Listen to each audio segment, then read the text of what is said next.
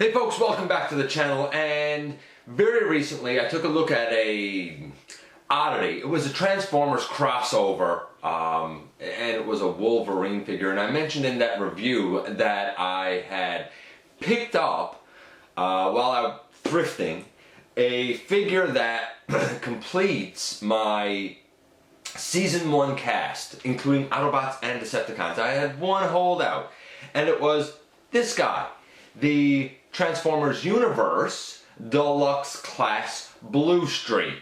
And I'd seen him around online for typically about 40 bucks US, sometimes 30, but either way, a little bit more than I wanted to spend on him. Nevertheless, when I saw him in bag for $3, how could I resist? So I went ahead, I picked him up, and the Wolverine Transformer figure happened to also be in that little baggie. So that's why I got him. But this was the real standout star. And I've done some custom work on him to make him a little more animation accurate. Now you'll see him here with Prowl, who I looked at back in episode 6 a long time ago. I'm going to talk about some of the grading I used on him as we discuss everything to do with this guy in the latest GotBot True review.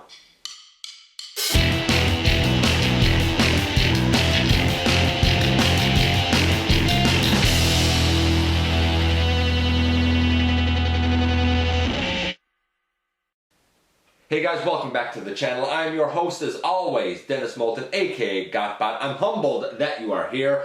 Please check out Machinery of Man, the Everything Factor, me everywhere. Have a look on the channel, see what it is that captures your attention. Why not watch Season 1 of Universal Collision? I'm working on Season 2 right now. And of course, like, comment, subscribe, share, all of that good stuff. Okay, so I looked at Prowl in episode 6. I really didn't know what I'm doing. Not that I really know what I'm doing now, but at least I have a little bit better of an idea.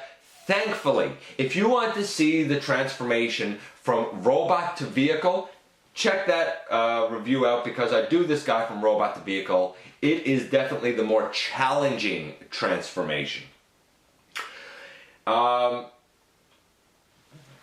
I guess the best way to start is to take both of these guys off. Now, the one thing that really is a shame with this Bluestreak is that he did not come with his blaster, his Volt blaster or whatever it is.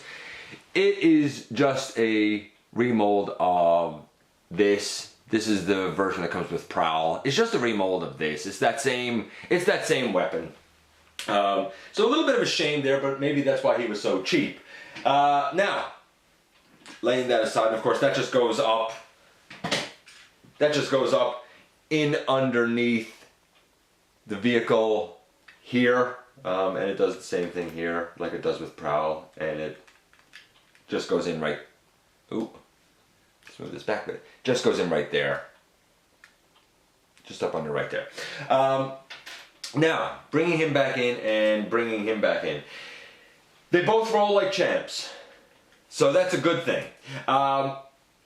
The paint apps for this guy, I gave a 7.2 because the white has smudged and didn't really cure well on the translucent plastic or the frosted plastic. That being said, the translucent plastic on this guy doesn't seem as frosted to me, and the silver did cure quite nicely on him. As did the black, which in places seems a bit gloss and in other places seems a bit matte. Like this seems a bit glossy, the hood seems a bit glossy, but like back right here and the rest of the roof seems kind of matte. It's a little bit odd. The only thing I could figure is perhaps some of the glass, at least on the roof, is supposed to be indicative of the fact that he actually had windows up here. You know, in his original, say, G1 modeling.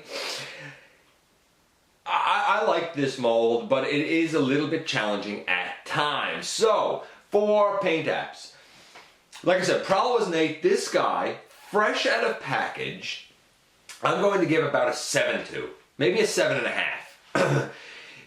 There were certain imperfections that don't match up to his animation. We're going to cover what I did in vehicle mode now, just to get that out of the way. I thought about doing the hubcap silver, but I sort of dig the red that's on them. I did, however, add silver down at the very bottom down here. That was just gray, and I added silver on his spoiler. That was also just gray. Now I still have a little bit of gray left on the hinges. I don't know. It wasn't worth my hassle of trying to do them and not get the silver on the black, to be honest with you. But I do think that he looks a little bit better. And right now, I'm going to refrain from giving him a score for his paint until we get into robot mode and see what I did there.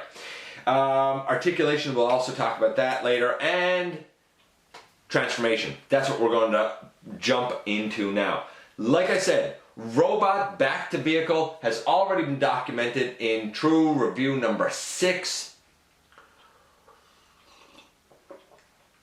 with Prowl. It is definitely the more challenging of the transformations. I'm going to attempt to do this guy without popping the whole door and fender section off. Let's see how I do here. So where do we begin? Well, you can pick up those back bumper pieces and you can sort of start to nudge his legs away. Come up to the fender and untab, and come up to the fender and untab. Now the hinges on this guy are actually quite tight, so we'll see how lucky I am with not popping these off. We bring that up. There's a little black hinge deep inside. I'm going to back this up a little bit so that I got room to move here. There's a little black hinge deep up inside that goes into a ball joint. So we want to hinge that up, and over here we want to do the same thing. Now, to be fair, I just popped this one off. I was going to say, to be fair, these ball joint hinges are extremely tight. So I'm going to put this door back on the ball joint so that we can try and continue without it popping off and see how far we get.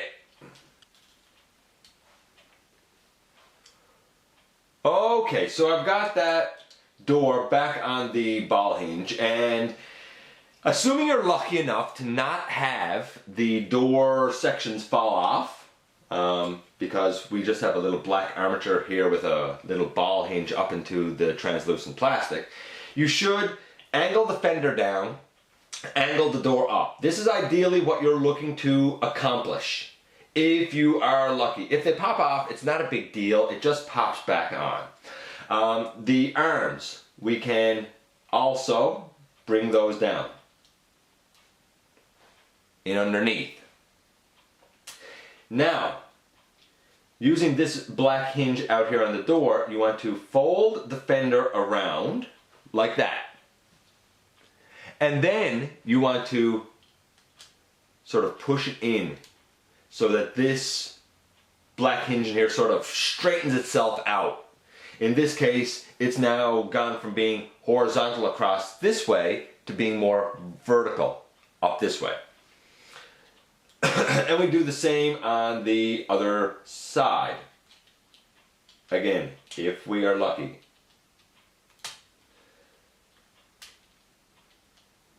We bring it all the way up and around. Okay, that's the hardest section done, but it is a bit of a pain. Some would argue, and I can't say that they're wrong, some would argue, you know what the easiest thing to do is? Actually pop the fender and door off of the ball joint, do the transformation, and then put those pieces back on. You're saving yourself a huge headache by doing that. Next, you want to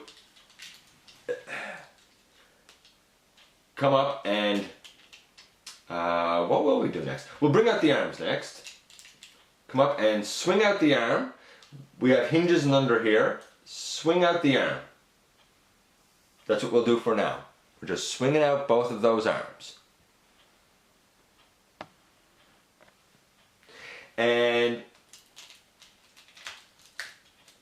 then flip the chest down, flip out the hood, flip up the head, close the hood. Pretty easy. Once you have that done, turn the arm so that the tire goes to the back of the arm and orient the doors so that they are at the correct angle. Let's take that, orient the arm, bring the shoulder down, position the shoulder correctly, like that. Flip out a foot or a leg, flip out a leg. This whole backpack section, you can bring it up on his back. Now you can leave his shoulder cannons down if you want, or before you flip this section up, you can always flip his shoulder cannons out. The shoulder cannons are always attached, so they're not removable, so either you leave them back or you pick them up, I guess, and put them over his shoulders. Come down to the bottom and you bring out his toe, work out the heel and work out the heel, and in the end, just make sure I have everything the way I want it here. Angle that door back and angle that door hinge back to give his shoulders a little more free moving range. And in the end, let me bring this guy up here. Boom, there you go. You have Bluestreak in his robot mode. Now, what did I do with this guy? Well, and you'll have to pardon me if you hear some noise in the background because I'm putting Prowl in his robot mode now as I discuss the paint apps here. Really, I didn't have to do too much. I already talked about the silver that you can see kind of just above the black here on his kneecap and on the spoiler. I already talked about that. I didn't do anything with the head or the chest. The real area to focus on with this guy was most definitely the arms. The hands were black. I redid them silver. The biceps were red. I did those silver. The forearms were just unpainted gray. I did those in black, and his upper arm, his shoulder, was also that kind of magenta red. I did that in a gloss gray. In terms of paint apps, fresh out of package, he was about a 7.5. It was you know, it was pretty good. I think I might have even mentioned that he was a 7.5. Now with this done, I really think that there's still, you know, the hood is still slightly off. There's blue on his pelvis, but it's a solid 9 for paint applications now because he looks more like he should. Yeah, so it took a little bit of work, but I'm happy with the result. Now, going into, I guess, articulation next. Actually, before we go into articulation, since I pretty much have Prowl done here, I'll just finish this little piece off, and I'll just finish this little piece up on his shoulder. And just for interest's sake, you know, here he is with Prowl. And I mean, oh, these are two fine-sized deluxes. They're tall deluxes. They were made in a time when deluxe was a good size. So taking Prowl back out of it. Articulation, well, on Prowl I'd scored the articulation at a 10. And this guy is really no different. We have the cannons that can move. The head can go left and right. It can jiggle up ever so slightly and down ever so slightly. Again, just like with Prowl, if you take it ahead too much, you're going to do that, and that looks just awful. The shoulders. can technically go all the way around if you can get him past the door wings, which is pretty easy because the door wings also move. It would be nice if the windows could have folded down, but you know, certain limitations had to be made. The arms can go out that far and stretch all the way up. We have a bicep swivel. We have an elbow that is well over 90 degrees, really quite nice, a great elbow. We have wrist swivel. We have waist swivel all the way around. The legs, full splits. I've often said this guy could, you know, be a gymnast just like Prowl when I'm talking about other figures. Well, this is why I say that, because that's perfect splits really right there. Legs go forward that far. They can go back that far. And I'm going to tell you, all the joints on this guy are super tight. Thigh swivel, actually it's below the knee, but it still counts because it's a swivel. We have technically a double knee, and he can kind of kick all the way up. If you just wanted to use like the main knee, I mean, he still gets to 90 degrees, no problem. So a lot of range there. The toes move, the heels move. Now I do find that you have to have the foot sort of like this, where it's kind of on an A stance angle if you want him to stand properly. But he stands well when you do that. If you put the foot completely straight, I don't find that he stands very well at all. In other words, the reason this guy gets a 10 for articulation is because about the only thing that he doesn't have that you could want him to have is ankle tilts, maybe, for a chug. I mean, if you compare it to like Masterpiece or something, that's a different ballgame. But for a chug figure, this is pretty much perfect articulation. And like I said, all these years later, and everything is still really solid on him. So we have a 9 now for paint. We have a 10 for articulation. What about that transformation? I had scored it a 4 at best when I did Prowl. And I kind of still stand by it. Not because it's a bad transformation, it's not. It's an ingenious transformation in a lot of ways. But if you try and give this to a kid, they're definitely going to pop off those doors. They may lose those doors. And while you can still transform him without the doors, well, the silhouette would go changed in robot mode, obviously.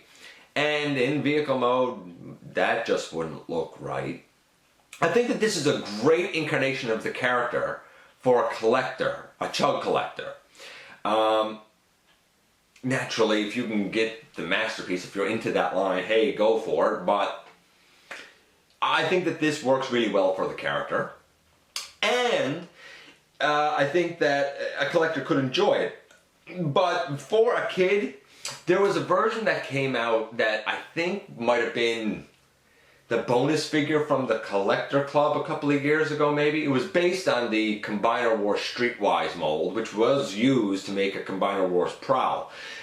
That would definitely, I think, work better for kids, even though for collectors, that would mean that the silhouette and whatnot is off. This is pretty darn accurate, and I absolutely, positively dig him. Overall, I'm going to say that Bluestreak, just like Prowl, move him to the side, and him to the side, is an easy 7. Easy 7. I would like to give both of them 9, but because of the harshness of the door wing transformation, it got to pop it down just a little bit. Oh, by the way, on Bluestreak, I also added some red down on his lower abdomen section because he's supposed to have red down there. Anyway, that's it. My season 1 cast is now done, complete. The only 2 holdouts had been Brawn, who of course I got in the Titans Return line, and Bluestreak. And now, thankfully, I have the version of him that I want. There is a certain sense of accomplishment in having that, you know, season 1 cast complete. Anyway, let me know what you think of this guy. Let me know what you think of the paintwork that I did on him. Did it make him embody the character a little bit more or not. As always, I always enjoy hearing from you guys, and I appreciate when you give me some of your very valuable time, and I very much look forward to the next time that you and I get together to have another visit right here inside the video.